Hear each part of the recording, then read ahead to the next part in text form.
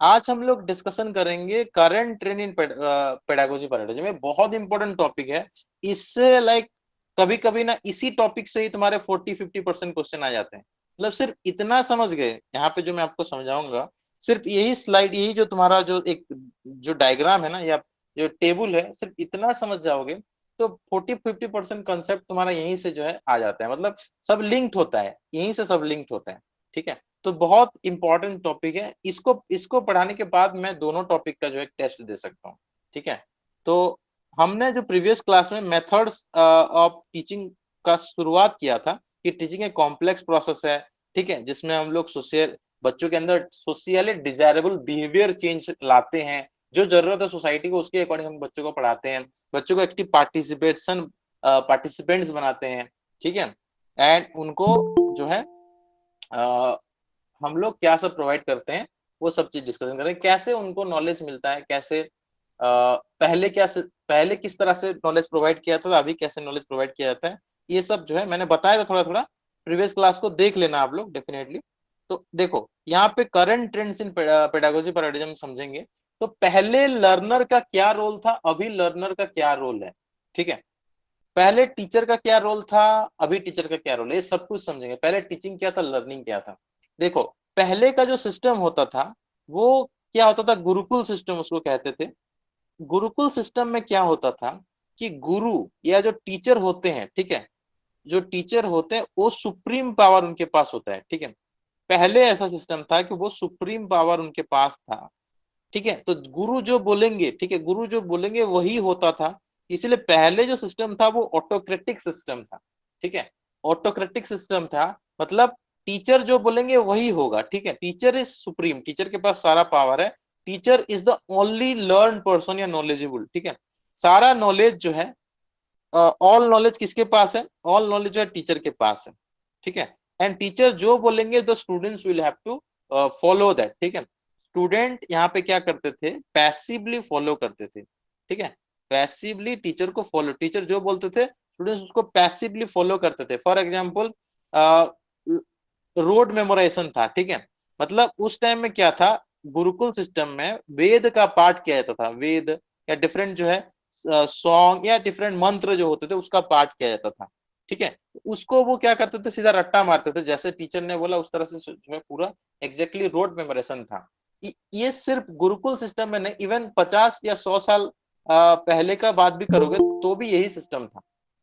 ठीक है, 50 ईयर्स के पहले भी देखोगे तो यही सिस्टम तुम्हारा था, रोड मेमोरेशन होता था। बहुत ज्यादा तुम्हारा एग्जाम ओरिएंटेड बहुत ज्यादा होता था, मतलब यहाँ पे रिजल्ट ओरिएंटेड, मतलब कौन कितना पास करता है, वो ज्यादा तुम्हारा सिस्टम था, रिजल्ट ओरिएंटेड।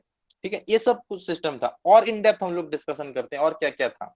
ठीक है, अ, यहाँ पे जो सिस्टम था कि एक तरह से तुम्हारे कास्ट डिस्क्रिमिनेशन भी था पहले। ठीक है, कास्ट डिस्क्रिमिनेशन था। ठीक है, डिस्क्रिमिनेशन, ये जो तुम्हारा कास्ट डिस्क्रिमिनेशन था, इसमें क्या होता था कि तुम्हारे जो जो सिर्फ तुम्हारे 2 कास्ट के लोग ही पढ़ पाते थे। 4 कास्ट था, 4 वर्ण होते थे। ठीक है, आपको पता होगा, ब्राह्मण होते थे। ठीक है, ब्राह्मण जो है तुम्हारे यही टीचर होते थे पहले। यही जो है तुम्हारे जो है किसको पढ़ाते थे, क्षत्रिय को पढ़ाते थे।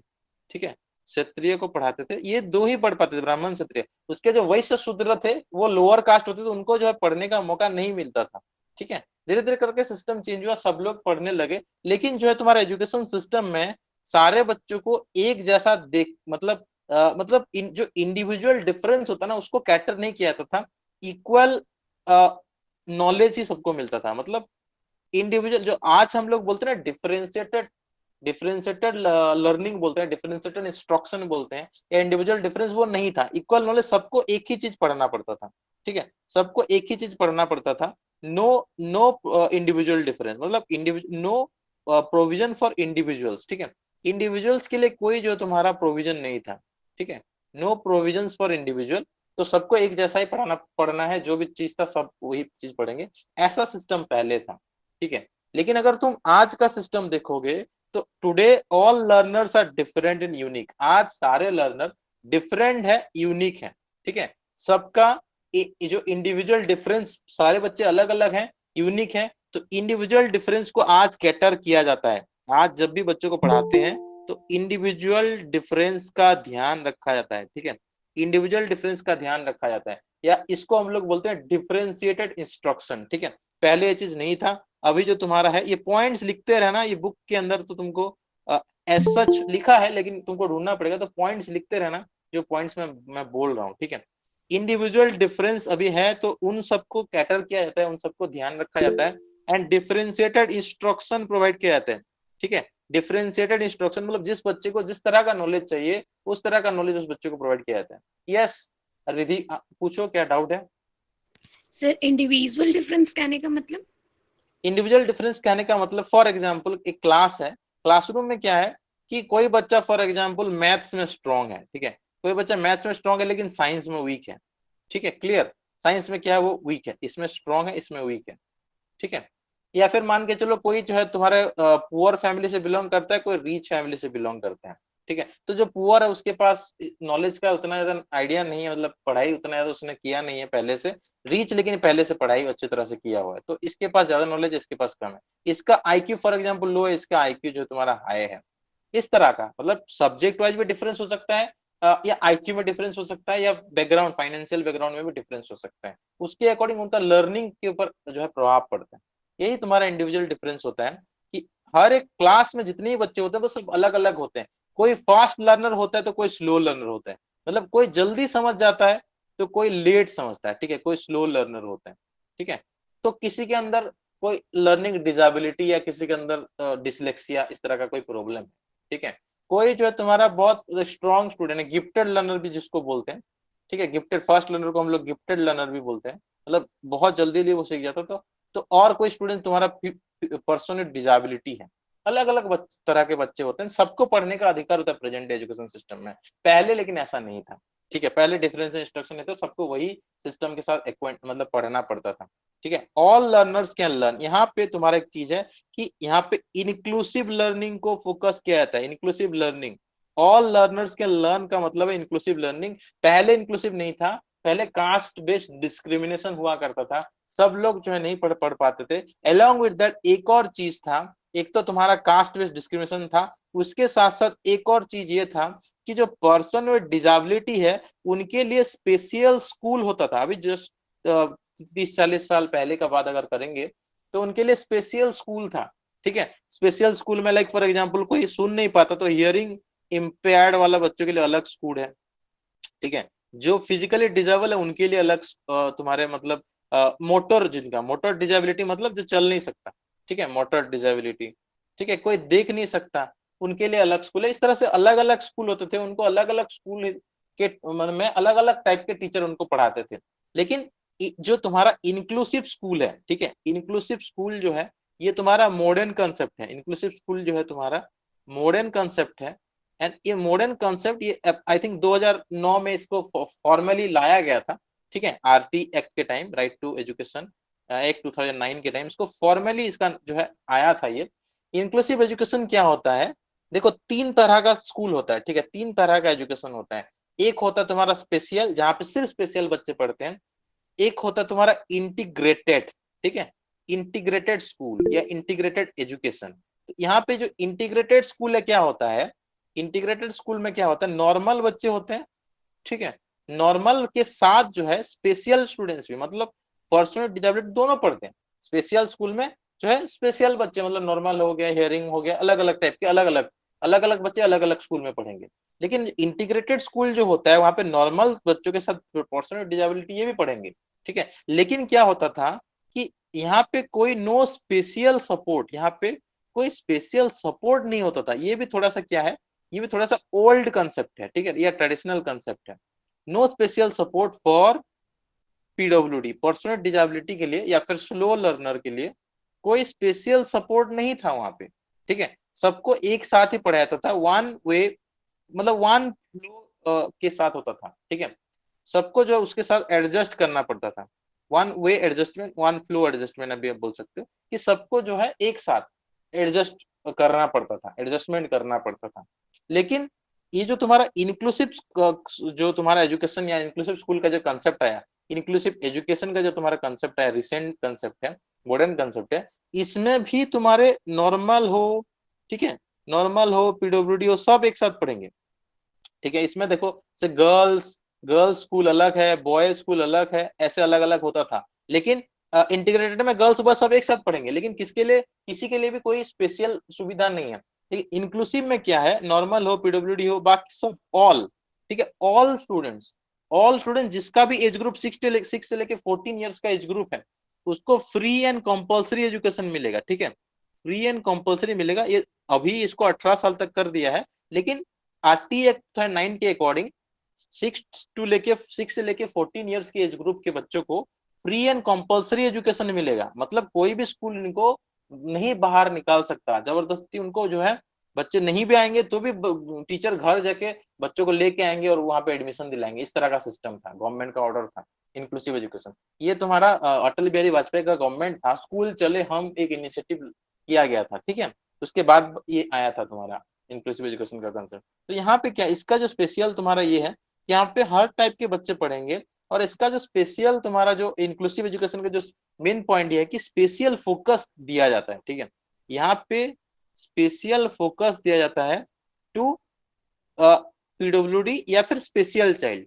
जो भी तुम्हारा स्पेशल होता है, मतलब किसी भी तरह का डिजेबल है, तो उसको स्पेशल फोकस दिया जाता है। यहाँ पे इंडिविजुअल फोकस दिया जाता है। ठीक है, हर एक बच्चे को इंडिविजुअल डिफरेंस जो होता है, उन इंडिविजुअल डिफरेंस को यहाँ पे कैटर किया जाता है, मतलब ध्यान दिया जाता है। यहाँ पे जो तुम्हारा डिफरेंशिएटेड इंस्ट्रक्शन का बात जो मैंने किया था, अलग अलग टाइप के बच्चों को अलग अलग तरह से यहाँ पे पढ़ाया जाता है, जैसे जिसको जरूरत है। तो ये सबसे बेस्ट होता है, ये तुम्हारा जो इंक्लूसिव एजुकेशन सबसे बेस्ट है, एंड यही तुम्हारा एक लेटेस्ट कंसेप्ट है। ठीक है, अभी जो है मॉडर्न डे एजुकेशन सिस्टम में इंक्लूसिव एजुकेशन को ही प्रमोट किया जाता है, इसको ही फॉलो किया जाता है। ठीक है, तो यहाँ पे अभी जो लर्नर्स का जो रोल होगा वो क्या है, लर्नर सब यूनिक है, डिफरेंट है, एंड सब एक ही स्कूल के अंदर, एक ही छत के अंदर पढ़ाई कर सकते हैं। बॉय हो, गर्ल हो, या रिच हो, पुअर हो, किसी भी कास्ट से बिलोंग करता हो, पीडब्ल्यूडी हो, तो भी जो है वो नॉर्मल बच्चों के साथ एक साथ पढ़ पाएगा, एंड उसके लिए स्पेशल अटेंशन भी दिया जाता है। ठीक है, ये आज के सिस्टम है, पहले लेकिन ये नहीं था। Learner construct their own knowledge. अभी जो है, जैसे मैंने आपको बोला, गुरुकुल सिस्टम में बच्चे क्या होते थे, पैसिव लर्नर होते थे। ठीक है, लेकिन अभी प्रेजेंट एजुकेशन सिस्टम में बच्चे जो होते हैं एक्टिव लर्नर होते हैं। ठीक है, they are known as active knowledge constructor. ठीक है, बच्चों को क्या बोला जाता है, एक्टिव नॉलेज कंस्ट्रक्टर बोला जाता है, मतलब AKC, एक्टिव नॉलेज कंस्ट्रक्टर। मतलब बच्चे टीचर के साथ एक्टिवली पार्टिसिपेट करेंगे, जो टीचर बोलेंगे उसको सुनेंगे, टीचर का क्वेश्चन का आंसर देंगे, वो भी खुद टीचर को क्वेश्चन पूछेंगे, and two way flow of information होगा। एक्टिव, इसको बोलते हैं एक्टिव पार्टिसिपेशन मेथड। ठीक है, इसको बोलते हैं एक्टिव पार्टिसिपेशन मेथड। इस मेथड से जो है तुम्हारा,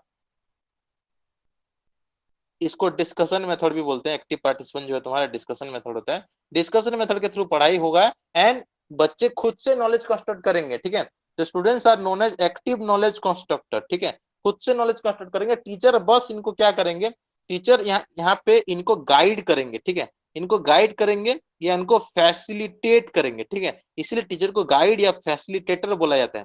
ठीक है, पहले टीचर का रोल क्या होता था, ये जो हम पढ़ रहे हैं ये भी AKC, हाँ अभी जो हम लोग पढ़ रहे हैं ये AKC मतलब एक्टिव नॉलेज कंस्ट्रक्शन प्रोसेस है। ठीक है, क्लियर। तो गाइड, अभी देखो टीचर का पहले रोल क्या था, sole source of knowledge. Teacher पहले क्या होता था, सुप्रीम पावर उनके पास होता था, या उनको बोला जाता था सोल सोर्स ऑफ नॉलेज। ठीक है, मतलब टीचर जो बोलेंगे वही सही है, टीचर के पास ही सब कुछ है।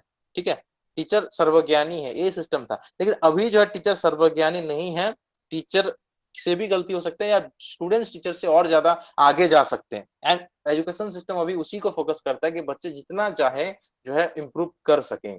ठीक है, क्लियर, समझ रहे हो, ये सुनो। Yes yes sir. सर। अब देखो, यहाँ पे learners personal background, priority experience, interlay interest, ठीक है, ये इसको हम इंटरेस्ट बोलेंगे, इंटरेस्ट नहीं, interest, motivation contribute significantly to voice their ability to learn. मतलब पहले क्या होता था, पहले का सिस्टम में कास्ट बेस्ड डिस्क्रिमिनेशन था। ठीक है, वहां पे एकलव्य जो है तुम्हारे, ठीक है, एकलव्य पढ़ाई नहीं कर सकता था। ये सुनो, कर सकता था क्या, no sir. No sir. Eklavya पहले एकलव्य के पास जितना भी इंटरेस्ट हो, वो बॉस मतलब दुनिया का सर्वश्रेष्ठ धनुर्धर बनने का अगर इंटरेस्ट हो, कैपेसिटी हो, तो भी वो नहीं पढ़ सकता था, क्योंकि वो छोटे कास्ट से बिलोंग करता था। ठीक है, लेकिन अभी जो है उसका personal background, priority, experience, interest, motivation सब जो है, सब कुछ जो है मतलब उसको हेल्प करता है एक अच्छा लर्नर बनने के लिए, एक सक्सेसफुल लर्नर बनने के लिए, या फिर आगे जाके एक सक्सेसफुल सिटीजन बनने के लिए। ठीक है, उसको उसका कास्ट मैटर नहीं करता, लेकिन उसका interest, motivation and priority experience. Priority experience का मतलब उसने जो भी सीखा था पहले, प्रायोरिटी एक्सपीरियंस का मतलब जो भी इससे पहले सीखा था, या पर्सनल बैकग्राउंड मतलब जिस तरह का एनवायरनमेंट से बिलोंग कर रहा है, वहां जो सीखा था वो सारा चीज जो है उसको हेल्प कर सकता है आगे और अच्छे से सीखने के लिए। ठीक है, क्लियर। तो ये तुम्हारा लर्नर का रोल है। ठीक है, यहाँ यहाँ बहुत चीज है। ठीक है, जो मैंने पर्टिकुलरली आज की क्लास में जो चीज हम डिस्कशन करेंगे ना, उससे 40-50% कंसेप्ट तुम्हारा क्लियर हो जाएगा पूरा। ठीक है, बाकी हर जगह यही तुम्हारा यूज होगा। लर्नर हम समझ गए, लर्नर के बारे में आगे मैं और भी चीजें ऐड करूंगा, लेकिन टीचर के बारे में समझते हैं। देखो, टीचर जैसे मैंने बोला गुरुकुल सिस्टम में सोल सोर्स ऑफ नॉलेज होते थे, तो वही ही नॉलेज के गिवर होते थे। ठीक है, वही नॉलेज देंगे, बच्चे उसको रिसीव करेंगे। ठीक है, स्टूडेंट, टीचर क्या थे? गिवर थे। ठीक है, टीचर गिवर ऑफ नॉलेज थे, एंड स्टूडेंट क्या थे? रिसीवर थे। स्टूडेंट्स बस क्या करते थे? रिसीव करते थे। ठीक है, स्टूडेंट क्या करते थे? रिसीव करते थे। लेकिन अभी in the present education system, teacher is not a giver of knowledge. Teacher knowledge giver नहीं है, टीचर नॉलेज को शेयर करते हैं। ठीक है, टीचर नॉलेज को शेयर करते हैं, and that through facilitation method. Facilitation method मतलब बस फैसिलिटेट करेंगे, बच्चे खुद से नॉलेज कंस्ट्रक्ट करेंगे। टीचर का काम बस बच्चों को गाइड करना है। पढ़ाई बच्चे खुद से करेंगे, टीचर बस यहाँ पे गाइड करेंगे बच्चों को। तो teacher is a facilitator who helps learner to construct knowledge. बस उनको हेल्प करना है, सब कुछ देना नहीं है, यही पढ़ो वो पढ़ो, सब कुछ जबरदस्ती थोपना नहीं है। बच्चा जैसे चाहे वैसे पढ़ाई कर सकता है। यार आगे जैसे ही अभी तक सिस्टम में तो हमारा पूरा मॉडर्न हम हुए नहीं है। ठीक है, अभी तक जो हमारा करंट ट्रेंड का अगर हम बात करेंगे ना, तो अभी तक हम नॉट फुल्ली मॉडर्न, अभी तक हम फुल्ली मॉडर्न नहीं है एक्चुअली। हम लोग आज का जो एजुकेशन सिस्टम है वो ट्रेडिशनल एंड मॉडर्न का मिक्स्ड है एक्चुअली। लेकिन अगर एनईपी 2020 पूरी तरह से लागू हो जाता है अच्छी तरह से, ठीक है, तब हम जो है पूरा मॉडर्न सिस्टम हो जाएंगे। ठीक है, जहां पे बच्चा जो चाहे ले सकता है। फिजिक्स के साथ अगर उसको हिस्ट्री पसंद है तो हिस्ट्री ले सकता है। इस तरह का सिस्टम जब आ जाएगा, तब हम बोलेंगे कि इट इज मॉडर्न सिस्टम। ठीक है, तो helps the learner to construct. Teacher क्या करते हैं? बच्चों को हेल्प करते हैं नॉलेज कंस्ट्रक्ट करने के लिए। टीचर का पर्सनल बिलीफ, टीचर क्या सोचते हैं, उनका एटीट्यूड क्या है, उनका एक्सपीरियंस क्या है, ये अफेक्ट करता है उनका choice and style of teaching method. Teacher का पर्सनल बिलीफ जैसा होगा, उनका एटीट्यूड जैसा होगा, उनका एक्सपीरियंस जिस तरह का होगा, उसी हिसाब से वो टीचिंग मेथड चूज करेंगे। ठीक है, उसी तरह का टीचिंग मेथड चूज करेंगे, उनका चॉइस, उनका स्टाइल उस तरह का होगा। एंड पता है यही चीज तुम्हारा सिलेबस ने देखा है, मतलब आरआई वालों ने यही चीज देखा है। इसको एक टॉपिक भी उन्होंने ऐड किया है, जो फर्स्ट टॉपिक होगा तुम्हारा बेसिक समझने के बाद, जो फर्स्ट टॉपिक में चलेंगे ना, यही तुम्हारा फर्स्ट टॉपिक है। ठीक है, attitude towards children, attitude toward teaching profession. ठीक है, ये जो पर्टिकुलर एक यहाँ पे जो सेंटेंस लिखा है ना, इस सेंटेंस का तुम्हारे सिलेबस में पूरा एक टॉपिक है, एक चैप्टर है इसका। ठीक है, क्योंकि टीचर का personal belief, attitude, experience teacher के चॉइस ऑफ टीचिंग मेथड या स्टाइल ऑफ टीचिंग मेथड को इम्पैक्ट डालता है। इसीलिए हमको यह समझना पड़ेगा कि किस तरह का बिलीफ एक टीचर का होना चाहिए, किस तरह का एटीट्यूड एक टीचर का होना चाहिए, किस तरह का एक्सपीरियंस टीचर का होना चाहिए। ठीक है, ये सब चीज पढ़ना है हमको। ओके, आगे देखो। Teacher has to be learner himself. मैंने आपको हमेशा बोलता हूँ, टीचर जो होते हैं वो लाइफ लॉन्ग लर्नर होते हैं। ठीक है, अगर टीचर बोल दिया कि मेरे पास सब कुछ है, मैं जो जानता हूँ सब कुछ जानता हूँ, मैं सर्वज्ञ हूँ, सर्वज्ञानी हूँ, तो खत्म, वो टीचर नहीं है। और ठीक है, टीचर वही हो सकता है जो खुद एक लाइफ लॉन्ग लर्नर हो। जीवन भर अगर हमको कुछ ना कुछ सीखते रहने, मतलब सीखते रहने का मन है अपने अंदर, तभी हम एक अच्छा टीचर बन सकते हैं। क्योंकि चीजें बदलते रहते हैं। एजुकेशन सिस्टम जो तुम्हारा क्या है? डायनेमिक है। सोसाइटी क्या है? डायनेमिक है। चीजें बदलते रहेंगे तो आपको लर्निंग उसके हिसाब से अपना एडजस्टमेंट करने पड़ेंगे, बहुत सारे करंट अफेयर जानना पड़ेगा, एंड मेथड भी उसके अकॉर्डिंग चेंज करना पड़ेगा। ठीक है, teacher has to be learner himself and herself to grow as a teacher and evolve themselves. अपने आप को इवॉल्व करने के लिए, अपना ग्रोथ के लिए लाइफ लॉन्ग लर्नर बनना पड़ेगा टीचर को। लेकिन पहले का सिस्टम क्या था? पहले रोड मेमोराइजेशन होता था, जो टीचर को पता है वही पढ़ाते थे, उसको ही बच्चे जो है याद करते थे। रोट का मतलब क्या करते थे, उसको याद करते थे, मेमोराइज करते थे। लेकिन अभी क्या है, न्यू चीजें बच्चे खुद से जो है जान सकते हैं, टीचर भी बहुत सारी चीज जो है लिखेंगे। ठीक है, तो टीचर का रोल भी हमने हमने समझ लिया कि टीचर को गाइड बोलते हैं, फैसिलिटेटर बोलते हैं। टीचर कुछ हद तक बच्चों का फ्रेंड भी होते हैं, फ्रेंडली और टू ए सर्टेन लिमिट। ठीक है, फ्रेंडली होते हैं। एंड कुछ हद तक टीचर का रोल जो है फादर लाइक भी होता है। फादर लाइक का क्या मतलब होता है कि अपने बच्चे या बेटा या बेटी की तरह ही बच्चों को ट्रीट करना है। ठीक है, मतलब फ्रेंडली तो रहेंगे लेकिन कुछ हद तक फ्रेंडली रहेंगे, अप टू ए लिमिट। जिस लिमिट तक फादर ओके हैं, जिस लिमिट तक आपके माता पिता आपके साथ दोस्त बनने के लिए ओके हैं, उस लेवल तक टीचर को भी बच्चों के साथ दोस्ती करना है। ज्यादा दोस्ती नहीं करना, मतलब दो आपका जो नॉर्मल जो फ्रेंड है उसके तरह अगर टीचर भी फ्रेंड बन जाएंगे तो फिर टीचर को रेस्पेक्ट नहीं करेंगे। इसलिए रेस्पेक्ट बहुत इंपॉर्टेंट होता है। उस रेस्पेक्ट के लिए टीचर को father like relationship matter maintain करना पड़ता है बच्चों के साथ, friendly up to certain limit, जिसको हम लोग फादर लाइक या मदर लाइक रिलेशनशिप बोल सकते हैं। ठीक है, एक्चुअली फादर लाइक ज्यादा यहाँ पे यूज होता है, मदर लाइक नहीं यूज करते हैं। पता है क्यों? क्योंकि मदर जो होते हैं वो सॉफ्ट हार्टेड होते हैं। हम लोग मदर को सॉफ्ट हार्टेड की तरह लेते हैं, मतलब जो बच्चे की कुछ भी गलती है तो उसको जिसको माफ कर दे, मदर को उस हिसाब से हम लोग देखते हैं। लेकिन फादर जो होते हैं, पिता जो होते हैं, वो बच्चे को जरूरत पड़ने पे डांटते भी हैं। ठीक है, डांटते भी हैं, इसीलिए जो है तुम्हारा फादर लाइक कहते हैं। ठीक है, क्लियर? ये चीज तुम्हारा पूछता है, दो ऑप्शन देता है, फ्रेंड और फादर, तो वहां पे फादर को चूज करना पड़ेगा। क्वेश्चन पूछेगा कि what kind of relationship teacher should have with the student, तो यहाँ पे आपको याद रखना है फादर लाइक ज्यादा बेहतर होगा। ठीक है, फादर लाइक जो है तुम्हारा ज्यादा बेहतर होगा।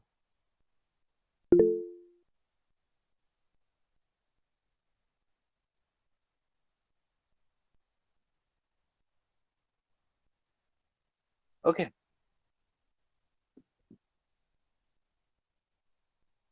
हाँ, अभी देखो टीचिंग को समझते हैं। ठीक है, टीचिंग को समझते हैं, टीचिंग क्या होता है। ओके, टीचिंग क्या होता है? Teaching is an active engagement between learner and teacher. Active engagement है, मतलब एक्टिव पार्टिसिपेशन, जो मैं आपको बहुत बार बोल रहा हूँ। टीचिंग क्या है? एक्टिव पार्टिसिपेशन होना चाहिए। ठीक है, active participation between teacher and student. Clear? And teaching is a creative endeavour that requires, हाँ, creative endeavour that requires flexible organisation, modification, adjustment through teaching learning process. मतलब टीचिंग क्या है? टीचिंग एक creative चीज है। ठीक है, मतलब कितने अच्छे से आप पढ़ाते हो। टीचिंग को मैंने क्या बोला? एक आर्ट बोला। ठीक है, हमने क्या बोला? टीचिंग को एक आर्ट, मतलब कितने क्रिएटिविटी के साथ आप पढ़ाते हो, वो टीचिंग है। ठीक है, क्रिएटिव आर्ट है। ठीक है, क्रिएटिव एंडियवर है, जिसमें क्या चाहिए? फ्लेक्सिबल अप्रोच चाहिए। फ्लेक्सिबल ऑर्गेनाइजेशन मतलब आपका जो अप्रोच होगा, आपका जो स्टाइल होगा, वो फ्लेक्सिबल होना चाहिए। फ्लेक्सिबल कहने का मतलब जब जरूरत पड़े आप मेथड चेंज कर सको। कभी आपको स्लो होना है तो स्लो होना चाहिए, कभी फास्ट पढ़ाना है तो फास्ट पढ़ाओ। कभी आपका डिस्कशन मेथड चाहिए तो डिस्कशन मेथड यूज करो, कभी डेमोन्स्ट्रेशन मेथड से पढ़ाना है तो डेमोन्स्ट्रेशन यूज करो। ये सब मेथड क्या है, आगे डिस्कशन करेंगे। ठीक है, जब जरूरत पड़े जिस तरह का मेथड, उस तरह का मेथड यूज करो। यस, पूछो रिधि। सर जो बहुत ज्यादा स्ट्रिक्ट टीचर होते हैं वो मतलब स्टूडेंट उनको लाइक क्यों नहीं करते हैं? लाइक उनके मतलब स्टडी पढ़ाते तो वो भी हैं लेकिन स्टूडेंट उनके प्रति इतना ज्यादा अट्रैक्ट नहीं कर पाते हैं। हाँ देखो, जो स्ट्रिक्ट जो होते हैं, देखो क्या होता है ना, स्ट्रिक्ट में क्या होता है कि हम लोग का जो पहले ऐसा होता था, जो ओल्ड सिस्टम या ट्रेडिशनल सिस्टम में टीचर बहुत ज्यादा स्ट्रिक्ट होते थे। लेकिन ये जो मॉडर्न सिस्टम है, तुम्हारा टीचर को स्ट्रिक्ट नहीं होना है, फ्रेंडली होना है। ठीक है, टीचर को फ्रेंडली होना है अप टू सर्टेन लिमिट। इसके पीछे का रीजन ये है कि स्ट्रिक्ट होने से क्या होता है ना, बच्चा अपना जो डाउट्स को डिस्कस नहीं कर पाते हैं। ठीक है, डाउट्स नहीं पूछते, डाउट्स उनके अंदर रह जाता है डर के मारे। ठीक है, एक फियर रहता है। ठीक है, फियर के मारे वो डाउट नहीं पूछ पाते हैं। लेकिन मॉडर्न एजुकेशन सिस्टम फियरलेस, या फिर बच्चे फियरलेसली डाउट पूछते हैं। ठीक है, या फिर ये फियर फ्री एनवायरनमेंट हम लोग इसको कहते हैं, या फिर इसका एक टर्म है, कौन बता पाएगा इसका क्या टर्म है? एक टर्म हम यूज करते हैं, कंड्यूसिव एनवायरनमेंट। Very good. तो इसको हम लोग बोलते हैं कंड्यूसिव एनवायरनमेंट बोलते हैं। ठीक है, कंड्यूसिव एनवायरनमेंट मतलब यहाँ पे बच्चों को आराम से डाउट पूछने का अधिकार है, आराम से पूछ सकते हैं बिना डरे। ठीक है, स्ट्रिक्ट टीचर को क्या होता है कि बच्चे डाउट नहीं पूछ पाते हैं, क्योंकि हमारे प्रेजेंट एजुकेशन सिस्टम में हमारा एक्टिव पार्टिसिपेशन को या डाउट क्लियरिंग को ज्यादा इंपॉर्टेंस दिया जाता है। टीचर्स ही सब कुछ नहीं है, बच्चे ही सब कुछ है। It is a student centred education system. बच्चे ही सब कुछ है, बच्चों के लिए ही हम सब कुछ कर रहे हैं। इसी चीज की वजह से बच्चों का डाउट क्लियर करना बहुत जरूरी है, क्योंकि बच्चे का डाउट क्लियर करेंगे तभी जाके बच्चा क्रिएटिव बनेगा, तभी जाके बच्चा क्यूरियस बनेगा। इसीलिए जो है बच्चों का डाउट क्लियरिंग के लिए हमने कंडीसिव एनवायरनमेंट का कंसेप्ट लाया, जिससे बच्चे आराम से अपना डाउट पूछ सके। लेकिन स्ट्रिक्ट टीचर को थोड़ा डाउट नहीं पूछ सकते, लेकिन आपको फ्रेंडली होना है, पूरा स्ट्रिक्ट नहीं कि पूरा फ्रेंडली नहीं, आपको फादर लाइक रहना है, कुछ हद तक स्ट्रिक्ट, जहां जरूरत पड़े स्ट्रिक्ट रहो, लेकिन बाकी जगह पे आपको फ्रेंडली रहना है। इसको फादर लाइक रिलेशनशिप बोलते हैं। ठीक है, क्लियर? ओके। हाँ, एंडिवर कोई पूछ रहा था, एंडिवर मतलब क्या होता है? एफर्ट होता है, ठीक है, क्रिएटिव एफर्ट है, क्रिएटिव एफर्ट है जो टीचर करते हैं। फ्लेक्सिबल और अप्रोच मैंने समझा दिया, जहां जरूरत पड़े मेथड को चेंज करो, स्टाइल को चेंज करो, बच्चे नहीं समझ पा रहे तो रीटीच करो, जरूरत पड़ने पर रीटीच करो। ठीक है, उसके बाद मॉडिफिकेशन, जहां जरूरत पड़े मॉडिफिकेशन करो, एडजस्टमेंट करो through out the teaching learning process. जहां जरूरत पड़े आपको मॉडिफिकेशन एंड एडजस्टमेंट करते रहना चाहिए बच्चों को समझाने के लिए। Teaching has to differentiate in terms of choice of content. Teaching जो है उसको डिफरेंशिएट करना है in terms of choice of content. जैसे बच्चों को पढ़ा रहे हो, जिस जिस क्लास के बच्चे को पढ़ा रहे हो, आपका कंटेंट उस हिसाब से होना चाहिए। जिस सब्जेक्ट के लिए पढ़ा रहे हो उसका कंटेंट उस हिसाब से होना चाहिए, इंस्ट्रक्शन उस हिसाब से होना चाहिए, स्टडी मटेरियल उस हिसाब से होना चाहिए, असेसमेंट मेथड उस हिसाब से होना चाहिए। ठीक है, क्योंकि बच्चे जो है डाइवर्स कैटेगरी, डाइवर्स लर्नर है, ये इंडिविजुअल डिफरेंस, जैसे मैंने आपको बोला अलग अलग टाइप के बच्चे होते हैं, तो इस इंडिविजुअल डिफरेंस को कैटर करने के लिए आपका choice of contents, instruction, study material, assessment, ये सब डिफरेंट होना चाहिए। ठीक है, to meet the diverse learning need of the students, क्योंकि बच्चे अलग अलग होते हैं, डाइवर्स लर्नर होते हैं, उनका नीड डाइवर्स होता है, डाइवर्स लर्निंग नीड है, तो उनका उनको पढ़ाने के लिए भी हमको diversity of content, instruction, study material, assessment, ये सब यूज करना पड़ेगा। ठीक है, उसके बाद जो अभी आप पूछ रहे थे स्ट्रिक्ट एंड स्ट्रेस फ्री, देखो teaching is successful in A stress free environment.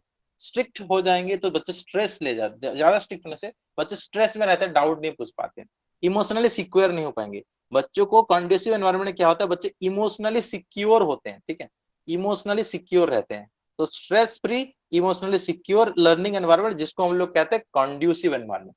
तो यहाँ पे कंड्यूसिव एनवायरनमेंट बच्चों को पढ़ाना होता है, आज का टीचिंग कंड्यूसिव एनवायरनमेंट में होता है। ठीक है, क्लियर? उसके बाद टीचिंग का तो हमने डिस्कशन कर दिया, टीचिंग कौन करता है? टीचर करता है। अब स्टूडेंट क्या करते हैं? लर्नर, लर्निंग करते हैं। ठीक है, स्टूडेंट को लर्नर भी बोलते हैं। ठीक है, वो क्या करते हैं? लर्निंग करते हैं, लर्नर्स या स्टूडेंट लर्निंग करते हैं। तो जैसे टीचिंग एक्टिव एंगेजमेंट है, इस तरह से लर्निंग भी क्या है? एक्टिव एंगेजमेंट है, active discourse on the part of students. ठीक है, active participation on the part of students. जैसे टीचिंग, टीचर को जैसे एक्टिवली पढ़ाना है, बच्चों के साथ एक्टिव डिस्कशन करना है, इस तरह से बच्चों को भी जो है तुम्हारा एक्टिवली टीचर के साथ कनेक्टेड रहना है। ठीक है, ओके। एक्टिव डिस्कोर्स का मतलब क्या है? एक्टिव डिस्कशन, एक्टिव डिस्कोर्स का मतलब क्या है? Active discussion on the part of learner. Okay, clear? तो यहाँ पे एक्टिव डिस्कशन करना है, एक्टिव पार्टिसिपेशन, जिसको मैं बोलता हूँ एपी। ठीक है, लर्निंग जो है तुम्हारा फुल्ली एक्सपेरिमेंटल होना चाहिए, मतलब थियोरिटिकल ज्यादा नहीं, मतलब ज्यादा थ्योरी के ऊपर फोकस ना करके हमको एक्सपेरिमेंट के ऊपर ज्यादा फोकस करना चाहिए। इसीलिए एक्सपेरिमेंट के ऊपर फोकस क्यों करना चाहिए? क्योंकि जहां पे भी हैंड्स ऑन एक्सपेरिमेंट होता है, हैंड्स ऑन एक्सपेरिमेंट का मतलब होता है, मतलब बच्चे खुद से जो है चीजों को टेस्ट करें, खुद से एक्सपेरिमेंट करें, उसको फील करें। ठीक है, उसको टच करें या फिर उसको जो है एक्सपीरियंस करें। ठीक है, इसको बोलते हैं हैंड्स ऑन एक्सपेरिमेंट या एक्सपेरिमेंट मेथड। ठीक है, मतलब बच्चे बस सुने ना, उसको देखें, उसको मतलब दे कैन सी, उसको देखेंगे तो उनका एक सेंस ऑर्गन, देखना, आए उनका इन्वॉल्व होगा, फील करेंगे एक सेंस ऑर्गन, टच में एक सेंस ऑर्गन इन्वॉल्व होगा, एक्सपीरियंस करेंगे सेंस ऑर्गन। तो इसमें क्या होता है? मैक्सिमम सेंस ऑर्गन इन्वॉल्व होता है, मैक्सिमम सेंस ऑर्गन इन्वॉल्व है। और जिस प्रोसेस में मैक्सिमम सेंस ऑर्गन, मैक्सिमम इंद्रिय जो इसको बोलते हैं, मैक्सिमम इंद्रिय जहां पे इन्वॉल्व होते हैं, वहां हम चीजों को जल्दी सीखते हैं। एक तो जल्दी मतलब इजीली सीख जाते हैं। ठीक है, इजीली सीखने के साथ साथ लॉन्ग टर्म के लिए सीखते हैं। ठीक है, ज्यादा देर तक जो चीज, फॉर एग्जांपल जो प्रैक्टिकल के थ्रू जो करते हैं, हैंड्स ऑन एक्सपेरिमेंट का मतलब होता है प्रैक्टिकल, जो प्रैक्टिकल के थ्रू जो चीज हम करते हैं वो इजीली सीख भी पाते हैं, लॉन्ग टर्म तक भी वो हमारे दिमाग में रहता है। इसलिए लर्निंग जो होना चाहिए वो सिर्फ किताब के अंदर नहीं होना चाहिए, किताब के बाहर भी बच्चों को लेके समझाना चाहिए। ठीक है, clear? Okay, learning can be strengthened and maximize through appropriate scaffolding and by providing sufficient challenge. ठीक है, एक यहाँ पे टर्म है स्कैफोल्डिंग। ठीक है, स्कैफोल्डिंग का क्या मतलब? बहुत सारे बच्चों का डाउट होगा। स्कैफोल्डिंग का मतलब होता है, देखो टीचर क्या करते हैं, देखो learning can be strengthen and maximize through appropriate scaffolding. मतलब फॉर एग्जांपल छोटा बच्चा है कोई, ठीक है, मान के चलो क्लास 1 या 2 का एक कोई स्टूडेंट है, उसको कुछ आप पढ़ा रहे हो, ठीक है। जब आप स्टार्टिंग में पढ़ाते हो, जब आप स्टार्टिंग में कोई भी स्टूडेंट को पढ़ाते हो, तो वहां पे आपको क्या करना है, बहुत केयर प्रोवाइड करना है, ठीक है, बहुत केयर एंड सपोर्ट प्रोवाइड करना है। गलती करता है तो उसको सपोर्ट करो, ठीक है, गलती करता है तो उसको सपोर्ट करो, उसको केयर करो, उसको गाली नहीं देना है, ठीक है, उसको स्टार्टिंग में गाली नहीं देना है। हाँ, temporary support, very good, very good. Scaffolding का तो टेम्पोररी सपोर्ट होता है। स्टार्टिंग में क्या करना है, बहुत केयर करना है, बहुत सपोर्टिव एनवायरनमेंट उसको प्रोवाइड करना है। जी देखो, स्टार्टिंग में बहुत ज्यादा केयर एंड सपोर्टिव एनवायरनमेंट आपको प्रोवाइड करना है। क्यों प्रोवाइड करना है? अगर आप caring and supportive environment provide करोगे तो बच्चा जो है क्या होता है, एनकरेज रहता है। बच्चा गलती करेगा तो भी एनकरेज रहता है फर्दर लर्निंग के लिए। लेकिन धीरे धीरे करके क्या होता है, जैसे बच्चा बड़ा होता जाता है, कोई चीज को सीखता जाता है, तो यहाँ पे विड्रॉ करना होता है, ठीक है, विड्रॉल ऑफ सपोर्ट। आपको सपोर्ट को जो है यहाँ पे विड्रॉ करना होता है। जो सपोर्ट आप प्रोवाइड कर रहे थे इनिशियली, उसको लेटर बाद में क्या करना होता है, आपको उसको विड्रॉ करना होता है। इसको बोलते हैं स्कैफोल्डिंग, इसको बोलते हैं तुम्हारा स्कैफोल्डिंग, ठीक है। Scaffolding is a method where teacher offers particular kind of support to students as they learn and develop new skill, ठीक है। लेटर दे विड्रॉ दैट, मतलब धीरे धीरे करके क्या करते हैं, सपोर्ट को विड्रॉ करते हैं। सपोर्ट विड्रॉ क्यों करते हैं? सपोर्ट विड्रॉ करेंगे तो बच्चे सेल्फ लर्नर बनेंगे, ठीक है। अगर सपोर्ट को विड्रॉ नहीं करेंगे तो बच्चे डिपेंडेंट बन जाएंगे, ठीक है। तो सेल्फ लर्नर या सेल्फ डिपेंडेंट बनेंगे, खुद से सीख पाएंगे अगर हम लोग स्कैफोल्डिंग करेंगे, ठीक है। मतलब सपोर्ट को विड्रॉ कर देंगे, ठीक है। अभी बच्चा गलती करेगा तो उसको थोड़ा सा बोलना भी है कि आपने गलत किया, तो बच्चा खुद से सीखेगा। सब कुछ अगर हम हमेशा सब कुछ देते जाएंगे बच्चों को, तो बच्चे जो है अपने पर बहुत ज्यादा डिपेंडेंट हो जाते हैं, ठीक है। टीचर डिपेंडेंट होंगे, स्टूडेंट सेल्फ डिपेंडेंट नहीं होंगे। तो इसीलिए स्कैफोल्डिंग का मतलब होता है initially care and support provide करना होता है, एंड लेटर स्टेज में अपना सपोर्ट को थोड़ा थोड़ा करके विड्रॉ करना होता है। सपोर्ट विड्रॉ का क्या मीनिंग है? सपोर्ट विड्रॉ का मतलब होता है कि यहाँ पे आपको उतना ज्यादा देखना नहीं है, अब वो खुद से कर पाएगा, ठीक है। मतलब स्टार्टिंग में फॉर एग्जाम्पल आप बच्चों को हाथ पकड़ के, ठीक है, आप बच्चों का हाथ पकड़ के ए बी इस तरह से लिखवाते थे, सी, ठीक है। अब जब बच्चा थोड़ा बड़ा हो जाएगा तो खुद से करने लगेगा, तो आप उसका हाथ नहीं पकड़ो, भले ही वो ऐसे ऐसे करके लिखेगा, ठीक है, भले ही वो जो है ठीक से नहीं लिख पाएगा, बी लिखते लिखते ऐसे ऐसे करेगा, जैसे भी वो लिखे, लेकिन आपको हमेशा उसका हाथ नहीं पकड़ना है। वो बोले सी को ऐसे लिखे, लेकिन हाथ नहीं पकड़ना है उसका, ठीक है। एक दो बार उसका हाथ, मतलब हाथ पहले से सिखाओ, उसके बाद खुद से करने दो।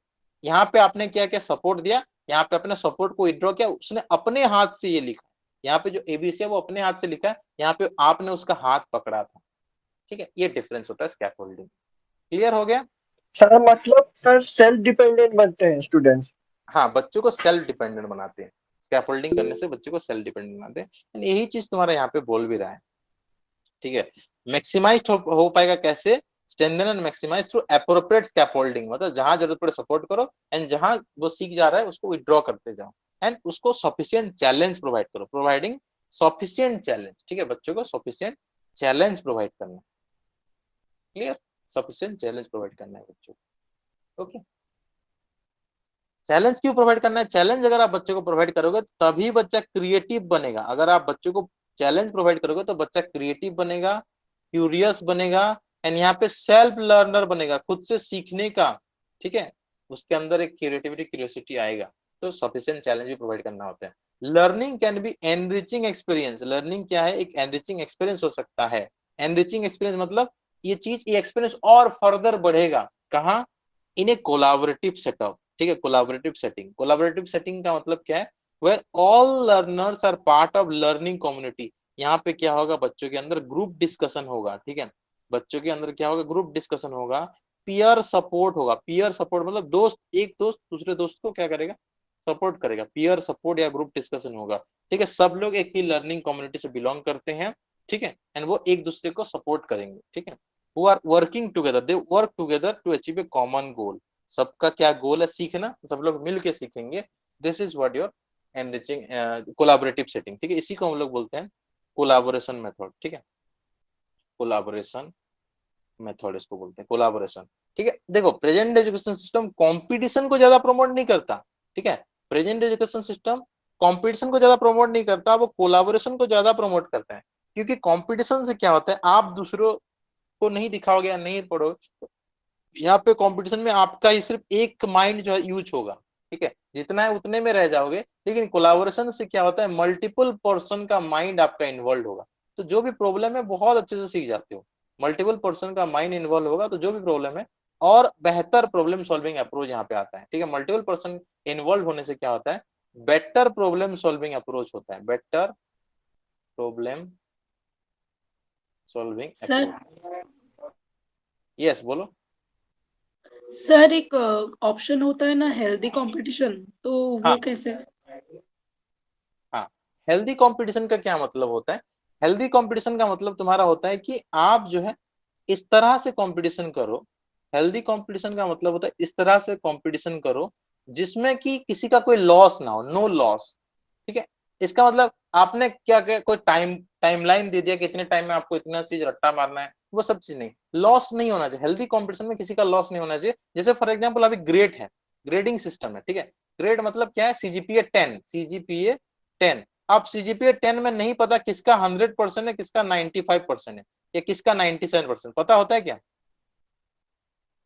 नहीं सर।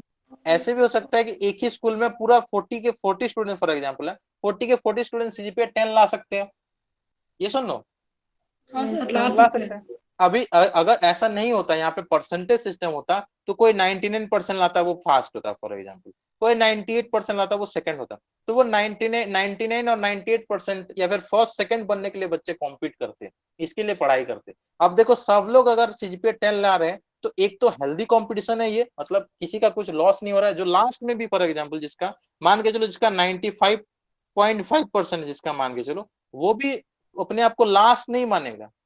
लेकिन अगर परसेंटेज बेसिस पे देखा जाता, तो ये बच्चा अपने आप को लास्ट मानता, भले उसने 95.5% लाया है, लेकिन बोलता मैं लूजर हूं क्योंकि मैं लास्ट हूं अपने क्लास में। और ये 99.9% वाला जो बच्चा है, वो अपने आप को बोलता फास्ट हूं। लेकिन यहाँ पे क्या है, 40 के 40 बच्चे खुद को क्या बोलेंगे, फास्ट। हम सब फास्ट हैं, हम सब जो है क्या है, टॉपर है। क्लियर, समझ रहे हो? So this yes sir. Kind of competition is healthy competition, जहाँ पे किसी का कोई लॉस ना हो, ठीक है। ओके, तो इसीलिए सर आजकल ये सिस्टम है। यस बोलो। सर अगर हम स्टूडेंट को हर वक्त एफिशिएंट चैलेंज देंगे तब तो सर वो डिस्करेज हो जाएगा ना। मीन्स अगर हर केस में उसको चैलेंज देंगे नहीं, वही तो डिस्करेज हो जाएगा वो। यहाँ पे सफिशियंट का मतलब ही है, खाली ऑलवेज चैलेंज नहीं लिखा है, प्रोवाइडिंग ऑलवेज चैलेंजेस ऑलवेज लिखता तो वहां पे गलत होता। लेकिन यहाँ पे ऑलवेज नहीं लिखा है, प्रोवाइडिंग सफिशियंट, जितना जरूरत है उतना दो, ठीक है, जितना जरूरत है उतना दो। आप स्कैफोल्डिंग भी कर रहे हो ना, सपोर्ट भी कर रहे हो, तो सपोर्ट कर रहे हो इसलिए उसको चैलेंज भी दो, ताकि वो चैलेंज को पार कर पाए। अब देखो चैलेंज देने से क्या होता है, वो प्रॉब्लम सॉल्विंग अप्रोच उसका डेवलप होता है, प्रॉब्लम सॉल्विंग अप्रोच, ठीक है। इसीलिए उसको चैलेंज देना है, मतलब ऐसा चैलेंज नहीं देना कि मतलब उसका लॉस होता जाए, ठीक है। डेवलपमेंट हमको करना है, स्ट्रेंथन एंड मैक्सिमाइज करना है, इसीलिए चैलेंज देना है। समझ गए? यस पूछो। Yes sir. सर अगर किसी क्लास में हम लोग ग्रुप डिस्कशन कराते हैं तो उसका फायदा क्या है, मतलब स्टूडेंट्स के बीच में क्या डेवलप होगा उससे? देखो स्टूडेंट्स के बीच में क्या डेवलप होगा ग्रुप डिस्कशन से, अच्छा क्वेश्चन है। देखो ग्रुप डिस्कशन होने से क्या होता है, ग्रुप डिस्कशन का बेनिफिट होता है कि एक तो पहला बेनिफिट है कि कंसेप्ट जो है, कंसेप्चुअल क्लैरिटी होता है। अब कंसेप्चुअल क्लैरिटी क्यों होगा, क्योंकि एक स्टूडेंट, हाँ, conceptual clarity of all, all में क्या होता है, स्पेशली साय स्टूडेंट जो है, जो साय स्टूडेंट नहीं पूछ पाता था या छुप जाता था, उसका यहाँ पे डेवलप होता है। फॉर एग्जाम्पल आपने एक टॉपर स्टूडेंट को एक साय स्टूडेंट के साथ बिठाया, ये दोनों को बोला ग्रुप तुम दोनों मिलकर डिस्कशन करो। अब ये टॉपर स्टूडेंट से ये साय स्टूडेंट आराम से, क्योंकि इसका दोस्त है तो वो उसके साथ डिस्कशन कर पाएगा, तो इसका कॉन्सेप्चुअल क्लैरिटी हो जाता है, ठीक है। उसके अलावा क्या होता है, एक फ्रेंडशिप डेवलप होता है, ठीक है। एक फ्रेंडशिप डेवलप होता है जिसमें क्या होता है, पीयर लर्निंग, फ्रेंडशिप डेवलप होने के बाद पीयर लर्निंग होता है। ऐसे बहुत सारी चीज होते हैं, जैसे फॉर एग्जांपल कोई बच्चा स्टूडेंट टीचर से नहीं पूछ पाता, तो अपने दोस्त से पूछ सकता है, एंड वहां से मतलब डेवलप होगा पीयर लर्निंग, ठीक है। और भी बहुत सारे फायदा होते हैं, जैसे यहाँ पे मल्टीपल ब्रेन इन्वॉल्व है, जैसे मल्टीपल ब्रेन जब इन्वॉल्व होगा, तो मल्टीपल ब्रेन इन्वॉल्व होगा तो प्रॉब्लम सॉल्विंग आराम से हो सकता है। प्रॉब्लम है तो उसका प्रॉब्लम का सॉल्विंग जो है इजी हो जाता है, ठीक है, प्रॉब्लम सॉल्विंग थोड़ा इजी हो जाता है। और क्या अप्रोच होता है यहाँ पे, टीचर का जो काम है, टीचर्स रोल जो है थोड़ा सा यहाँ पे रिलैक्स्ड हो जाता है। तो टीचर क्या कर पाते हैं, अपना जो मेन रोल है तुम्हारा गाइड एंड फैसिलिटेशन वाला रोल है, वो अच्छे से कर पाते हैं। ठीक है, फैसिलिटेट करते हैं, गाइड एंड फैसिलिटेटर। एंड बच्चों को जो एक्टिव नॉलेज कंस्ट्रक्टर बनना है, वो बन सकते हैं बच्चे। ठीक है, उसके साथ साथ जो क्रिएटिविटी होता है, जो अकेले शर्मा के साए होते बच्चे, साए हो जाते थे तो नहीं कर सकते थे, वो अभी अपने दोस्त के साथ डिस्कशन करने के बाद वो क्रिएटिव बनते हैं, क्यूरियस बनते हैं। ठीक है, और बहुत सारा इस तरह से बहुत सारा डेवलपमेंट होता है group discussion. Sir self learner भी बनते हैं। हाँ, सेल्फ एक्टिव नॉलेज कंस्ट्रक्शन मैंने बोला, तो यहाँ पे बच्चे सेल्फ लर्नर, सेल्फ डिपेंडेंट भी बन जाते हैं। ठीक है, क्लियर। सर कम्युनिकेशन स्किल भी तो डेवलप होता है। यस, ऑब्वियसली, क्योंकि वो अपने दोस्त के साथ डिस्कशन कर रहे हैं, फ्रेंडशिप डेवलप हो रहा है, तो एक कम्युनिकेशन जो है तुम्हारा, कम्युनिकेशन स्किल भी डेवलप हो रहा है सोसाइटी के अंदर। ठीक है, अच्छा सिटीजन बन पाते हैं अपने सोसाइटी में, डिफरेंस पर्सपेक्टिव डेवलप होता है। Very good. Okay, learning from each other, yes very good. Freedom होती है questioning and getting answer, yes very good, question answer का जो है फायदा होता है, यस वेरी गुड। ओके, अगर सर अगर अपने क्लास में ग्रुप डिस्कशन कर रहे हैं, हाँ यस यस, तो यही चीज है जो मैंने आपको बताया कि ये सब चीज तुम्हारा होता है ग्रुप डिस्कशन से। क्लियर है ये सुनना? Yes sir. Yes sir. तो ये सब चीज तुम्हारा होता है, ये तुम्हारा करंट ट्रेंड है। हमने डिस्कशन किया कि कैसे पहले का क्या सिस्टम था, अभी क्या सिस्टम है। जैसे पहले ये ग्रुप डिस्कशन ज्यादा नहीं होता था। ठीक है, पहले एप्रोप्रिएट स्कैफोल्डिंग वगैरह पहले कुछ नहीं होता था। एक ही वे में टीचर पढ़ाते थे, बच्चे सुनते थे, उसको रोड मेमोराइजेशन करते थे। टीचर उसको क्या करेगा, डिक्टेट कर देंगे। ठीक है, और बच्चे उसको क्या करेंगे, अपने कॉपी में लिखेंगे। ठीक है, डिक्टेशन मेथड ज्यादा था, तो आजकल डिक्टेशन मेथड ज्यादा यूज नहीं करते। ठीक है, तो ये सब डिफरेंस है, आप यहाँ समझ सकते हो क्या डिफरेंस है।